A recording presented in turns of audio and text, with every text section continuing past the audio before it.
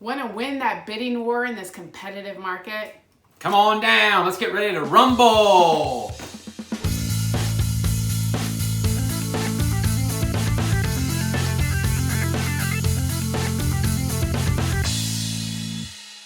Hey everybody, it's Hal Cohn. And Chris Cohn, we're with Cohn Realty Group. If this is your first, 100th, 1000th, or maybe you haven't even seen us before, time to our channel, please make sure you click that subscribe button and the bell icon so you're notified each and every time we release a new video about living, working, and playing in the what? Amazing Roanoke Valley. That's right, it is pretty incredible, and we have folks constantly contacting us saying they want to move to or within Roanoke, Salem, Botetourt, and surrounding areas. So if that's you, your friends, or your family, we would love to hear from you. Have a conversation, answer any questions you may have. Please give us a call, send us a text, or shoot us an email. Get to it. What are you doing? What are you doing? What am I doing? I am getting in game shape for these bidding wars for our buyers. Oh, wow. Wow. Yeah, that's kind of cheesy, but it's true. We're seeing a lot of bidding wars, but before we dig into that, let's dig into this. These are soccer boppers. Soccer boppers, soccer boppers. You can sock all day and bop all night. So we bought these for our kids here last year, actually, so it could be a way for them to work out their differences. During COVID. During COVID, that's right. Take out some frustrations. However, the first iteration of these were as adults. The two of us bought these. We lived in Atlanta. And why do we buy them? Well, I don't know if it's the most mature way, but whenever we had a disagreement, we would go get the soccer boppers and we would kind of We would duke it out with soccer boppers. Yeah. And instead of hurting each other. Having a little trouble with the lady ace? We would actually just start laughing hysterically. Yeah. So it resolved things, and we're still married, so maybe hey, there's something to it. that's right. Well done. Yes. All right. So enough about relationships and how you can work through your anger and anxiety, but maybe you need a pair of those while you're going through a bidding war right now. What we want to do today is explain to you how you can be successful in winning some of these bidding wars. And you're probably wondering, throughout the country, why are we seeing these bidding wars? Well, that's because War. War never changes. you want to start off or you want me Sure, to? yeah, I'll be happy to explain. There's a number of factors. One that's really significant is that there's a lack of inventory. Now, when we say that, it just simply means that there's not enough houses that are for sale, and there's a ton of buyers that are ready to move. Whether it's COVID related or trending just because this is getting towards the busy season, who knows? But we're seeing low interest rates, so that plays into it. There's a lot of reasons. But People are needing more room. Like they survived COVID last year and they're like, man, I love my family. However, I'd like to have some room so I can spread out from my family now too. So I think that's part of it as well. Right. As far as driving the demand of buyers that are looking to buy houses at this particular moment in time. yeah, and I know too, construction costs are really steep and materials are skyrocketing and becoming more scarce, and also labor plays into that as well. So there's a number of factors like we said, but chances are that when you find a dream home, 2 or 3 other people may like it just as well. At a minimum. At a minimum, yes. And they may be preparing a bid and offer to place in as well. So we're gonna try to give you some tips that will set your offer apart. So as a buyer, you may be wondering, how in the world does this current craziness of the market, not only in Roanoke, but throughout the country, how does that impact you when you're getting ready to buy a home? Well, fancy you should ask. We've got an answer for you coming up now. That's right.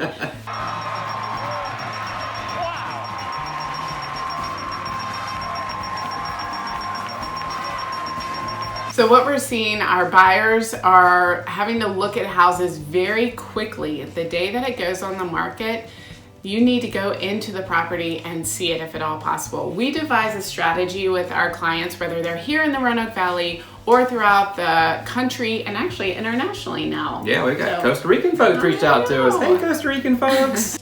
Costa Rica is at the southern end of Central America. bordered to the north by Nicaragua and Panama to the south. Very exciting. Yeah. But we've got a strategy in place to make sure that our team is able to show them the property, because we're seeing offers presented on properties within 24 to 72 hours, and not only offers presented, but offers accepted and them going under contract. That's what I was fixing to say. That reminded me, I mean, I've heard people actually call us on some of our listings saying, hey, my folks are out of town. I'm not even gonna look at it. I'm gonna send you over an offer right now, sight unseen. That is absolutely crazy. I know, it's wild. You really have to trust your agent. Yeah, but we will make an effort, every effort possible to get there, do a video tour with you, look through it, and then help you devise the right strategy for that offer, if it's one that you love, so that you can get a winning bid. And you are not going to be doing that over and over and over and over and over again. Not guaranteed, but we do have a little bit better success at having like 20 offers. We haven't gone that far yet, at least. No.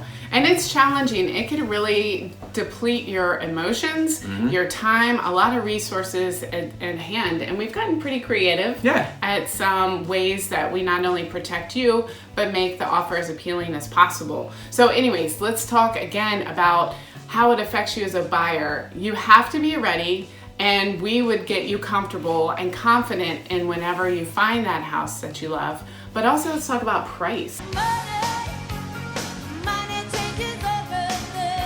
How does it affect the price? Yeah, so one thing I want to remind people of is you want to make sure that you're pre-approved or you have cash on hand before you even start looking at properties. We're talking about it a little bit later, but just as a reminder, cash in hand or pre-approval letter before you even start looking at properties. And then you want to know what your max budget is, because houses that you look at, you're going to want to look at ones that are below your maximum budget, because let's say you're pre-qualified, pre-approved for $300,000. You're gonna wanna look like $250 to $275, $280 maybe, because we're seeing list price of houses being the starting point of where you negotiate from to go up. We're not negotiating down for the most part. We're seeing in our market, most of the time we're negotiating upwards from the list price. So you don't wanna look at a $300,000 house that you're approved for and then you have to bid up to $320. You won't be able to get it because you won't get approved. Right. So you're not just trying to make more money. No. This is really the trend, right? Yeah. And so there's no bargaining right now unless you're looking at the fringes. We have another video on that, how to get even more creative by looking in areas that aren't usually as sought after. Or if you have some handyman skills and handywoman skills, You'll never get anywhere with that grip. Here, let me show you. you can do a fixer-upper. And also you can look at houses that have been on the market for a while. So there's some creative ways, but if you just need to be prepared to pay at list price or above in those areas that most people find to be desirable, and especially if it's move-in ready. Absolutely. Well said. All right, so let's dig into those tips and tricks that we've got for you to help you in winning those bidding wars. And it's all about providing the seller with certainty to get where? To closing. Yes, because everybody wants to get to closing. So you get a new house, they get a check in hand.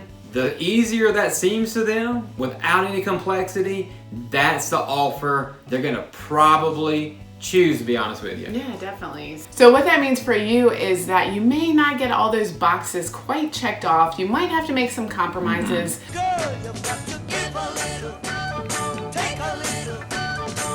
But we'll get you that home. If that's what you want, we will work really hard to make it as appealing as possible. The seller wants an easy ride, and it's been interesting. We're trying to find that fine line, and it's been working really well, of not only providing the seller an easy offer to consider that they are confident is going to make it to closing, while at the same time protecting you as the buyer.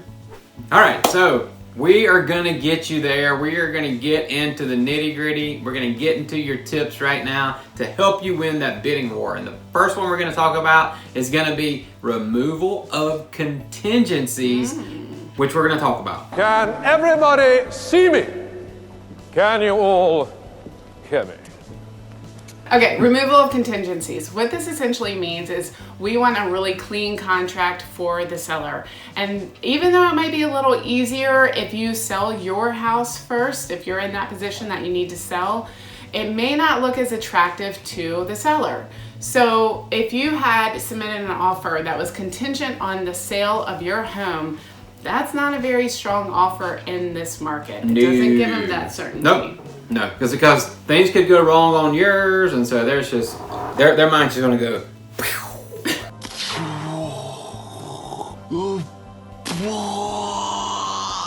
I can't comprehend all these uncertainties. So you have a few options on that. You can sell your house first. You can look into other loan options where you don't need to sell your home. There's quite a few things. So talk to us. We can help you think of those options because we've helped people navigate that so far. Absolutely. So the other thing is the inspection contingency. If you waive the right for the contract to be contingent on an inspection done and repairs being made by the seller,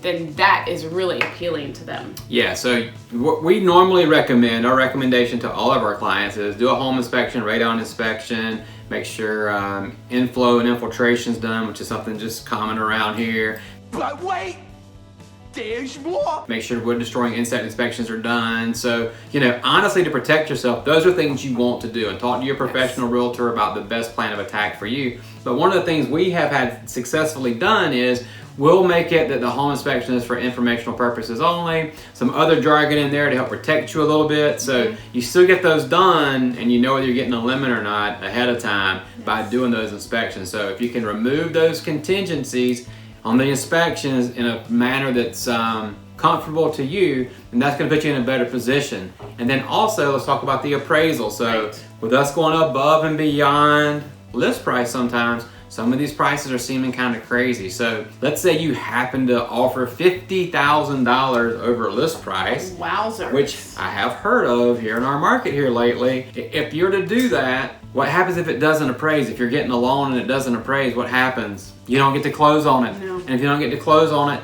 that provides uncertainty for the seller. So you want to negotiate something in there about the appraisal as far as like, can you cover a certain dollar amount, a gap between the actual appraised value and what you actually agreed to on the purchase price. Is something to consider with your realtor to figure out how you can navigate that to protect you, but then to also give that seller as much certainty as possible when it comes to removing these contingencies.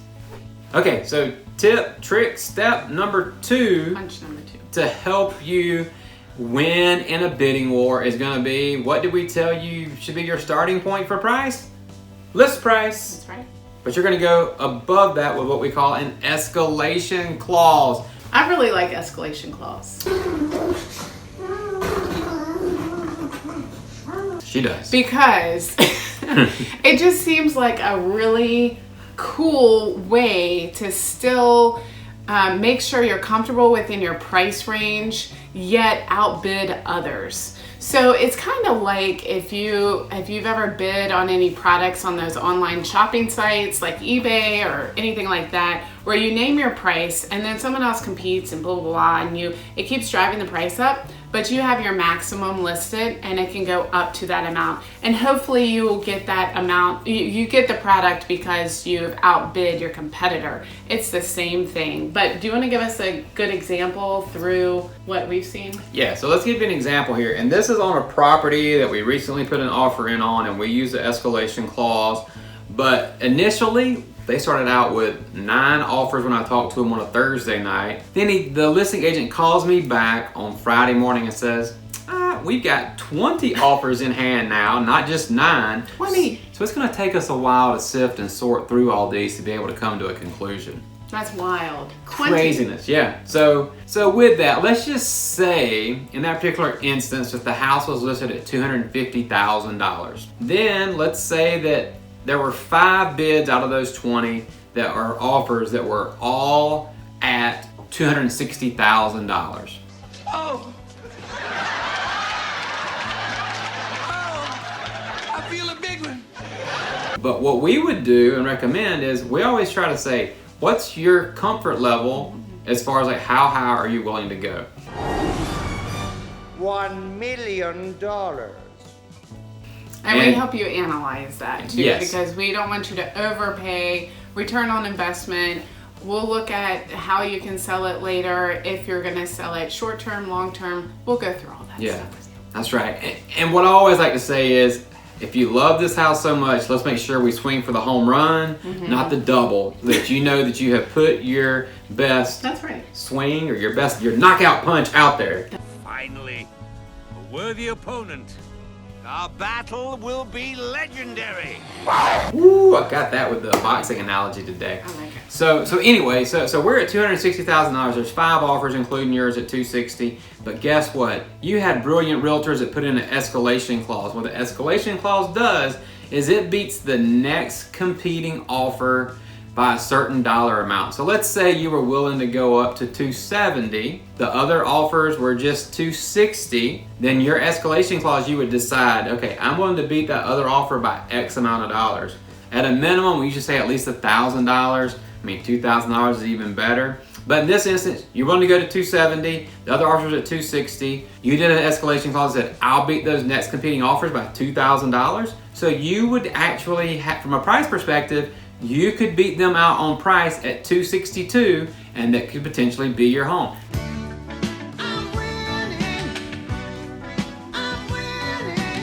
There are other things that may be more important to the seller, but from a price perspective, that puts you $2,000 over because your escalation clause said, hey, I'll beat the next competing offer up to a certain dollar amount by $2,000. So it protects you to not go too high, but it also doesn't make you stay too low so that you stay competitive throughout the process.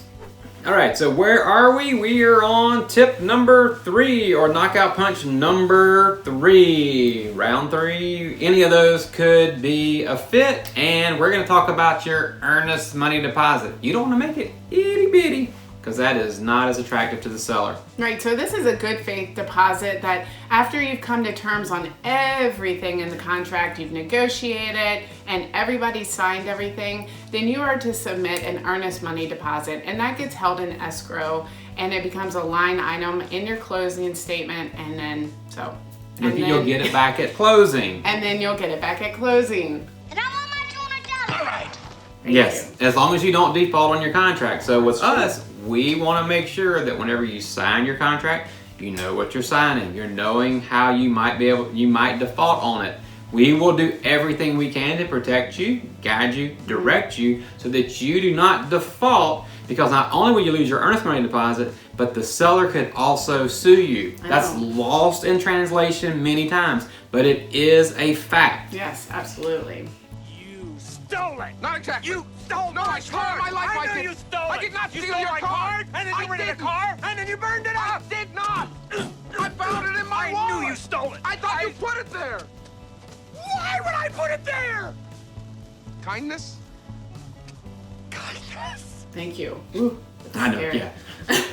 So let's get back to the earnest money deposit. Usually around Roanoke, people put down about $500, $1,000, sometimes $2,000, and it's really just showing the seller, hey, I'm really invested. This is a good faith deposit, showing that I want to proceed with your house and I'm willing to put some skin in the game. That's right. I'm not going to try to get out for some unknown, crazy, out of left field reason, so it gives them the confidence. So one of these we're recommending now, and throughout the country, people think we have like such low earnest money deposits, to be honest with you. People come from other markets, but we're saying you should put at least a minimum of 1%. You know, if you could do 1.5%, 2% of purchase price as far as your earnest money goes, then that's going to be a lot more compelling to the seller, because they're like, hey, they've got some skin in the game, but then also it's like they actually have money on hand if they're actually putting this in the bank now, so they're not going to get squirrely on me. Squirrel! Through the process and jump out because they've got the capital, they've got the money they need to close on this property. Is squirrely a technical term? Absolutely, it is in Georgia. All right, here we go. Tip number 4. Combo number 4. I like uppercut. Uppercut. Uppercut! Uppercut! What was that was Nintendo, like the boxing Nintendo game. I can't remember it. Donkey Kong? No, it wasn't Donkey Kong. No. I don't remember. Anyways, if you remember the Nintendo game I'm talking about, like uppercut, uppercut, uppercut. put it in the comments, please, so I don't rack my brain trying to figure it out. So back to reality, back to tip number 4 for you when it comes to winning a bidding war.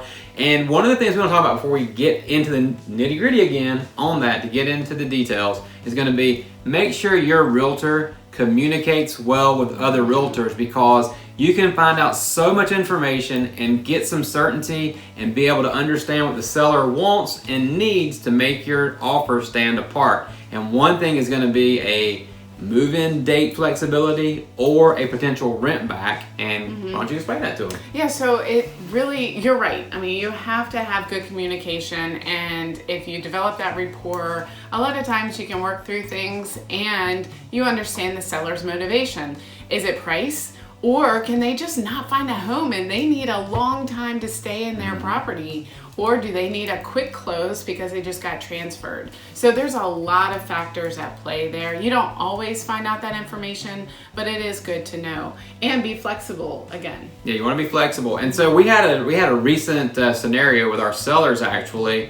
Got an offer, multiple offers in 24 hours, came to terms with an offer. And one of the reasons they came to terms with that offer is because those folks were willing to do a rent back to our clients for not 1 month, but 2 whole months. Wow. So as a buyer, if you have the flexibility to say, hey, you can move out on X date or Y date, or we can rent back to you for a small fee or no fee, then that's maybe appealing to the seller depending upon their situation. So make sure your realtor talks to another realtor and they find out as much information that they can to help your offer stand apart, with providing that certainty and less anxiety for the sellers. When it comes to rent back or a move-in date, that type of thing, we forgot to mention that traditionally we're looking at a 30-day to 45 days as far as the time it takes you to close on a property. So 30 days to 45 days if you're getting a loan, and then about 30 days if you're paying cash, because we still gotta get through title searches and other things like that. And if you're really new to the process, what he's talking about is after everybody comes to agreement, everybody signs the contract, it's ratified, then you have 30 to 45 days until you get to closing. And then closing is where everybody signs the final documentation, money is exchanged, and you get the keys. Yes!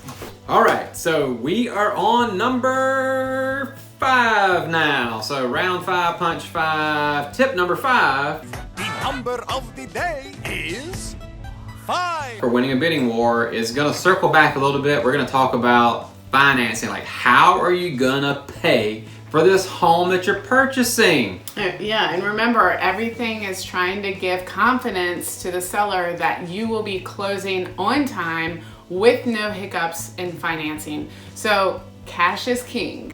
Hello, I'm Johnny Cash. That is definitely the upper hand. If you can pay cash, great. That is a wonderful way to give that seller confidence, and it can shorten your closing time as well. Yeah. But you can also go the loan route. And what's the strongest loan type? So you're going to talk about a conventional loan here. And we actually had someone last year up against a cash offer.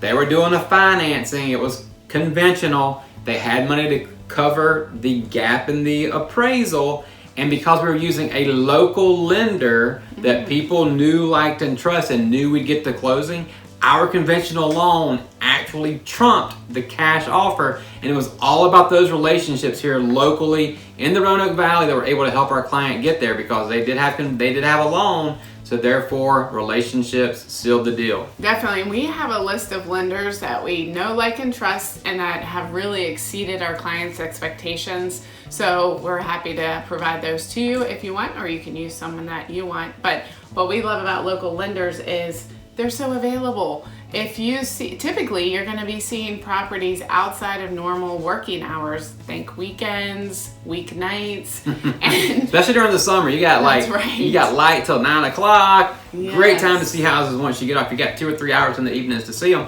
if there's a property to go see. Definitely. So, but you have to get in touch with that lender. Make sure you have that pre-approval letter ready to go and customized. But if you can't get in touch with them until the next day, that could really damage your chances of getting that house. Yep. That ship or that house may have sailed on out to sea because your lender was not as responsive as they needed to be. And that rhymed. I know. All right. So I know you want another tip, don't you? Can't do it. We can't give you all of our secrets. We just can't do it. We got to keep some up our sleeve for our special clients. And the final knockout punches. That's right. Just in case we need them, we got to have an ace up our sleeve per se. We're getting these so that we continue to help our clients. And we are thrilled to be able to provide these videos for you, your friends, your family in the Roanoke Valley and around the world. So if we can help y'all in any way, let us know. Absolutely. You can share this content for friends and family that could benefit from it. And of course, we'd love to talk to you as well.